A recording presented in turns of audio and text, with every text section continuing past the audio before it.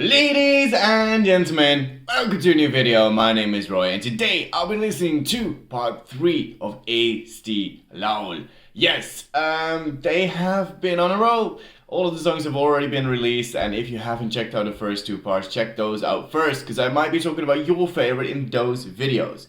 But in today's video, we will be talking about the following 5 artists. We have Carlos Ukareda, we have Ellip, we have Wiiralt, we have Elysa, and we have Janek.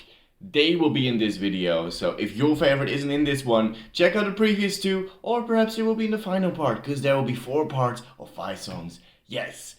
I'm excited. So far, Eesti Laul has been really solid. So I can't wait to listen to these songs and find out if they keep up this level or not. Yeah.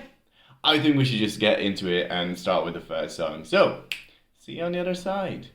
The first song that we will listen to is by the artist Carlos Ukareda.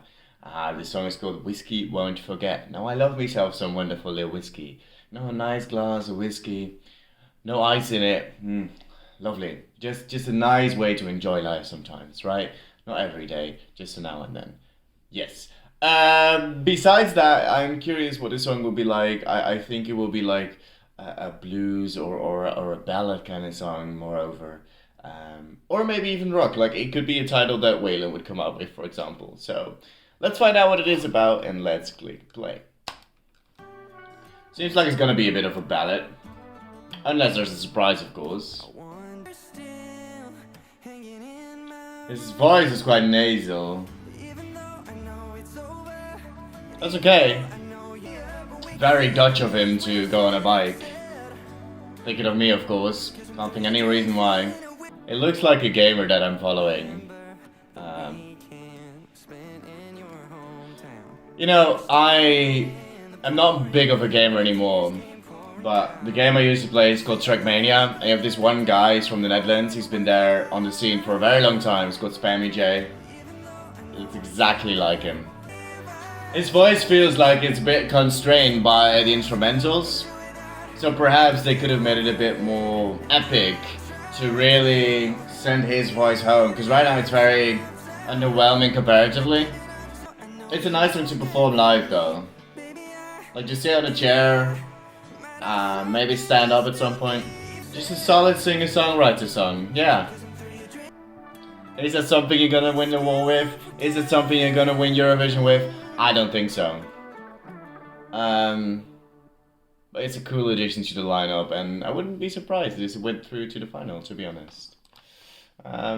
Yeah, solid start of the video, I would say. Not my favorite type of music, but it's very enjoyable, and I think there's plenty of people who would like to listen to this song. So, cool. Up next, we have Ellip. Ellip. With the song Pretty Girl. Yes. I'm curious. Let's click play. Rock. Oh.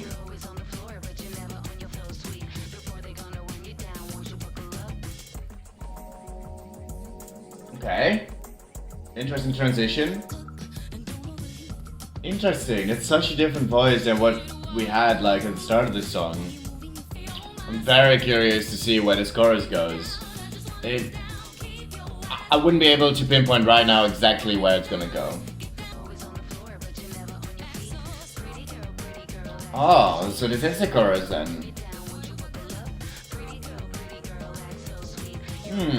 I thought this was gonna be more of a mood setter to then really go into a rock chorus or something. This really depends on her live delivery, to be honest, how well it will do. And it has potential though, I will say that. Not even with a revamp, like in general, I think this is a song that you can stage quite well, that would work live. But it really depends on her and her delivery. Like, there's a fine line you can balance on with this pretty girl part. It can come off a bit cheesy, a bit cringy, but it could also be really effectively done. So it's gonna be really exciting to see what way they go with this.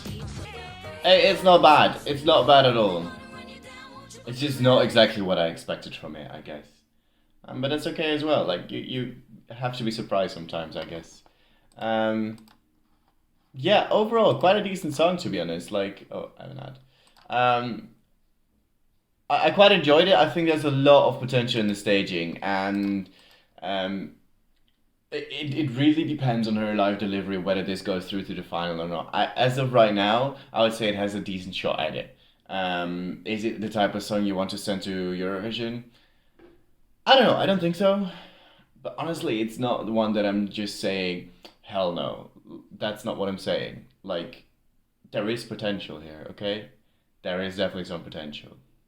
Anyways, the next song is by the band Wiiralt, and if I remember correctly, they were supposed to have a feature on this song, and the feature recently passed away. So that's a bit of a sad little bit about it. But they decided to carry on anyway on their own. I guess they fill in the feature on their own. Um, it sucks. It sucks, right? Anyways, they still have the song in the competition. Wiiralt with Salalik. So without further ado, let's find out what it is about and let's click play. Right. I immediately remember what Wiiralt was because they were in the competition last year or the year before. Like country kind of vibes, Western blues. Yeah. Exactly where I expected it to go. Cool. Already for variety purposes, it's good that it's in the competition. I don't remember what they did last time. I think they... Did they qualify? I don't remember. I think it would be incredibly fun to be part of the team who, out of all of the songs that get submitted, make a selection of 20 songs. I would love to be part of that, especially with Eesti Laul. I'm just really curious what make them pick certain songs over others, and what, like, in general, the overall quality is. Because maybe there's, like, gems who aren't even selected for the real show who get through, right? Yeah, that would be really cool. Anyways, there was a song already. I didn't really realize that it was already gonna end. Um, it went by quite quickly, actually. It was 2 minutes 53. I was like, oh, that's 2 minutes then or something. But is it really memorable? I don't know. It just kind of went by. I didn't really have much to say about it, really. It's a fine song, though. It's a good listen, stageable, could surprise a few people. Don't expect it to win. Yeah, I think that's fair.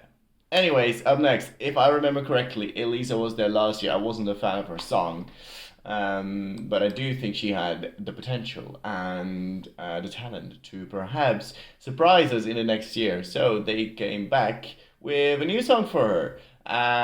It's called Bad Philosophy, so let's find out what it is about and let's click play. Okay. Disco vibes. Woo! Okay. So far this is very stageable. I can picture us on the stage very well.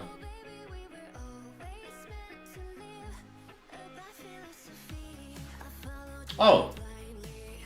I expected the beat to speak a little bit there. Like, not necessarily a drop. Oh, what did you call the anti-drop again? Forgot. There's a specific word for it. You'll have to excuse me for that one. That kind of makes it a little less good. But up to that point, I quite enjoyed it. I can picture it on the stage very well. Better than the previous song, to be honest. She got like third. Okay, where do we go now? Yeah, this is not it. The verses are so stageable and so well done. Even the vibe they're going for. Just in the choruses and the moments where you really have to shine with this song, they just make all the wrong decisions and it's so unfortunate. Because again, she does have the talent to have a good entry and a good result. I mean, she got third last time, just thought the song didn't deserve third, but oh well. Yeah, unfortunate. Again, like, she got the talent. It's just not fully realized yet again, which is unfortunate because I do think the verses were quite good. Even the chorus itself is not even that bad, but just after that, you really want a bit of a payoff. You really want to be remembering the song, just have something to really grab onto the song. And that's really what's missing. Right now it's just fine. And fine is not enough for Eurovision. It's probably not even going to be enough for Eesti Laul. So it's fine, but fine is not good enough. So yeah, let's go on to the final song of this video. It is Janek with House of Glass. So let's find out what this song is about and let's click play. Interesting voice already.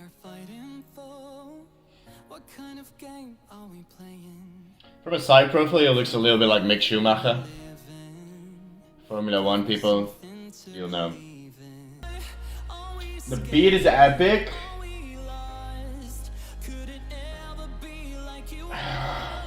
Huh. It's not cursive singing either. But there's something about his voice that doesn't fully click with me. Huh. If you don't know what cursive singing is, it's basically the concept of kind of indie music does it a lot, where the singer doesn't fully complete the words, where the vowels are a bit open-ended as well. So the listener really has to fill in those blanks to really pay attention to the song. It's quite tiresome for some people, for me for example as well. But it is kind of a popular thing to do, unfortunately in my eyes, but oh well. It's not quite the thing he's doing though. I'm just not sure if he is able to carry this song live. That is my concern. Orchestrated well as a ballad. Stageable. His voice doesn't sound like it will be strong enough to fully carry this through. But I would love to be proven wrong. This will definitely be one of the fan favorites, I can already tell. He faintly has resemblance to the voice from Tokyo Hotel. Was that the song? Violet sky, into the blue. No, it's not. Is that Tokyo Hotel? Violet sky, into the blue. Wanna leave myself and think of you. Da-na-na-na-na-na-na-na. Your monsoon. Yeah, it is Tokyo Hotel. It kind of reminded me of that in the ending there. Cool, interesting. That's weird. I don't know why, because it's not really the same type of song. This is a ballad. That obviously isn't.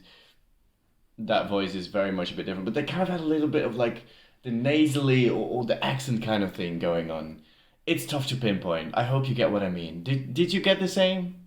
Tokyo Hotel, that song, kind of a little bit the same, but also kind of not. Yeah? No? Just me? Okay. Anyway, we gotta wrap up this video. We're talking and rambling for way too long. So yeah, let's wrap up this video right now. And there you have it. I just listened to 5 songs from Eesti Laul 2023. If I had to rank these, oh god, I think I like Pretty Girl the best. I think I like the least. Oh, that's difficult. That's difficult. I think Whiskey Won't Forget will just be solid in general, so I think that'll be my number 2. I think the number 3 will be Janek that we just listened to.